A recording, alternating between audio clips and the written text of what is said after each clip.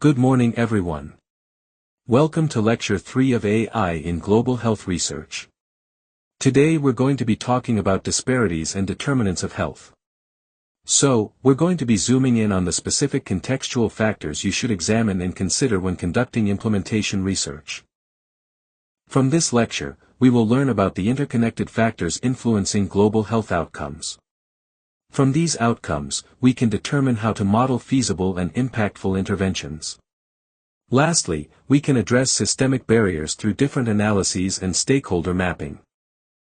So, if you may remember, last week we touched on the 6 different steps involved in implementation research, which involve contextualizing the challenges that you are trying to target with your intervention, developing a proposal, planning and conducting the project, analyzing the data, disseminating the research findings, and finally monitoring and evaluating the project to see what works and what needs refining.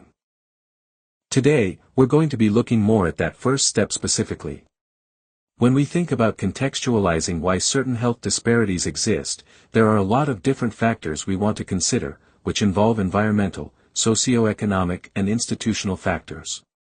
Each factor is important for understanding what kinds of interventions might be more effective, and which ones might sound good in theory, but may not be possible to implement. Here, we have a big picture of the many different interacting domains of contextual considerations that contribute to health disparities. All of these are important for understanding what interventions might be more successful, and what areas need to be targeted in a specific global health problem. First, we'll look at physical, socioeconomic, and cultural contexts.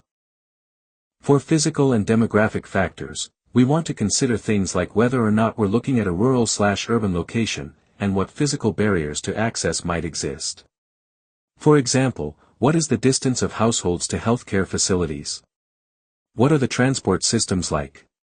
Looking at demographics, so population size, distribution of population by location, and gender and age, are also important in identifying patterns of health disparities, and seeing which populations or locations might bear disproportionate disease burdens and mortality rates.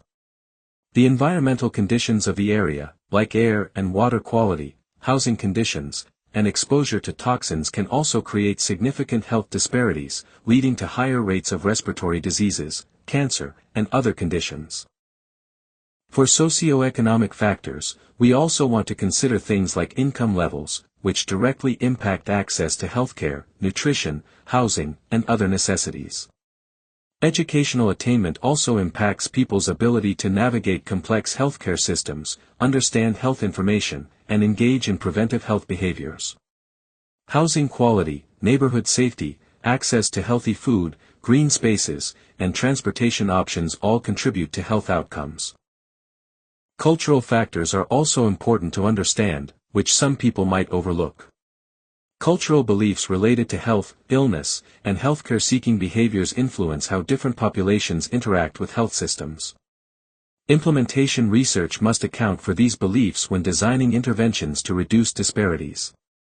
Gender norms and inequalities create significant health disparities, particularly for women and gender minorities.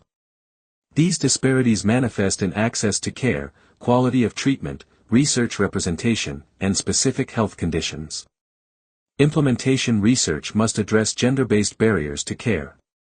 Similarly, racial and ethnic disparities in health outcomes are also an important consideration.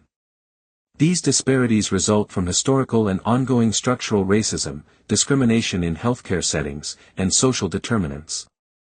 Political factors, policy decisions, government capacity, and political support for social services are important to understand. Taken together, they help us learn how to best engage policy stakeholders to create sustainable solutions. Here, we have a case study that describes different environmental and cultural factors that might influence TB/HIV in the Sasanki district. Pause the video and take a few minutes to read this. Please think about the question, what might these factors inform us about the type of interventions that might be more or less effective? After examining this case study, we may conclude, for example, that decentralized interventions or programs may be better. This may mean people don't travel to one clinic, and instead each intervention will be more in a locally focused to account for poor access to healthcare service, basic needs, and language accommodations. Moving on, we'll look at health systems. So, what are health systems? Health systems refer to the network of people, institutions, policies, and resources that interact to deliver health services. The World Health Organization outlines 6 building blocks, or components, to health systems: leadership/governance, healthcare financing, health workforce, medicinal products and technologies, information and research and service delivery. The first is leadership and governance. It's important to understand how much the leadership in a health system pays attention to system design, enforces regulation, and takes accountability for health outcomes. This might inform how future policies may get implemented, and whether or not strong coalitions can be built. For healthcare financing, this refers to the allocation and sustainability of financial resources for healthcare, which can inform what kinds of interventions are financially possible, and what resources are currently available. For health workers, it's important to examine the availability, distribution, and cultural competence of healthcare workers. Workforce shortages in underserved areas and lack of diversity among providers contribute to inequitable care and outcomes.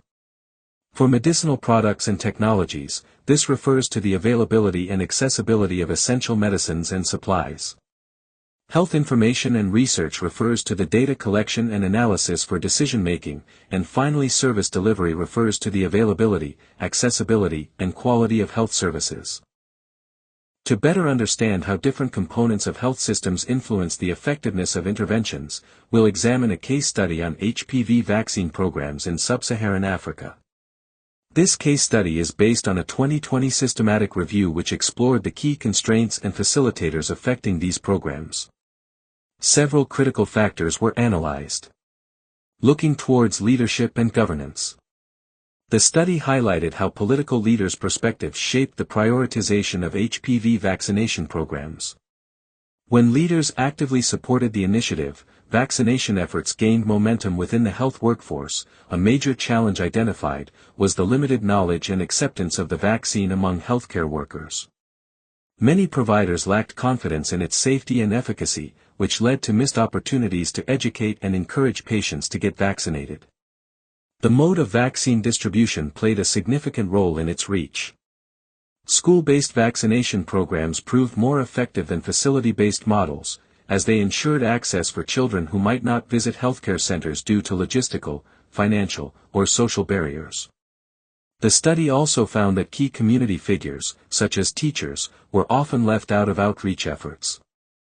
Since these individuals could serve as trusted sources of information and advocates for the vaccine, their exclusion limited the program's overall impact. This case study underscores how structural and systemic factors within health systems can either enhance or impede the success of public health interventions. By addressing these barriers, strengthening leadership commitment, improving healthcare worker training, optimizing service delivery models, and engaging key community stakeholders, we can significantly improve vaccination uptake and public health outcomes. Moving on, we'll talk about stakeholders. Here, we have a list of different stakeholders that are important to consider. Government officials, policymakers, and healthcare workers, we have already covered previously. These stakeholders play roles in establishing regulations, allocate funding, and delivering services. NGOs, civil society groups, and international and multilateral organizations, such as the WHO, can provide technical guidance, share global best practices, and align interventions with international health goals. Academic and research institutions generate the evidence base, evaluate intervention effectiveness, and adapt strategies to local contexts. Community members and civil society offer first-hand perspectives on cultural norms, social trust, and accessibility, directly influencing program success. Donors and funding organizations shape implementation by determining financial feasibility, ensuring cost-effectiveness, and driving long-term sustainability. Lastly, the private sector and industry contribute innovation, optimize supply chains, and enhance service delivery. Effective implementation research requires collaboration across all of these stakeholders to identify real-world barriers, ensure local relevance, and translate evidence into sustainable, impactful solutions. Lastly, we'll talk about institutional factors.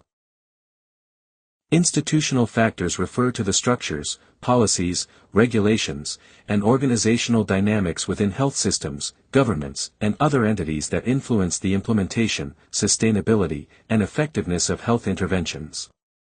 So, things like health governance, funding mechanisms, regulations, workforce policies, partnerships, and organizational capacity. When analyzing institutional factors, one powerful technique we can use is the SWOT analysis. SWOT stands for strengths, weaknesses, opportunities, and threats. This framework helps us systematically assess an institution's internal and external factors that influence its effectiveness. Strengths refer to the internal advantages an institution has, such as strong leadership, skilled personnel, or well-established policies. These factors create a foundation for success and should be leveraged in strategic planning. Weaknesses, on the other hand, are internal challenges that may hinder performance, like inadequate funding, lack of training, or bureaucratic inefficiencies. Identifying them allows institutions to address gaps and improve their capacity. Moving to external factors, opportunities are external trends or conditions that institutions can capitalize on. These could include technological advancements, new funding sources, or policy changes that create a favorable environment for growth and innovation. Finally, threats are external risks that could negatively impact institutional success, such as political instability, economic downturns, or public mistrust. Recognizing these threats enables institutions to develop strategies to mitigate their impact. By conducting a SWOT analysis, organizations can gain a clear, structured understanding of their institutional landscape, allowing them to build on their strengths, address weaknesses, seize opportunities, and prepare for potential threats. This strategic approach ensures more informed decision-making and enhances institutional resilience in an ever-changing environment. Now, for our reflection of the day, please pause the video and reflect on this question: how might the efficacy of AI-driven health interventions differ depending on the contextual factors of a certain region? That's all we have for today. Next week, we'll be looking into how technology and AI play a role in implementation research. Have a great day.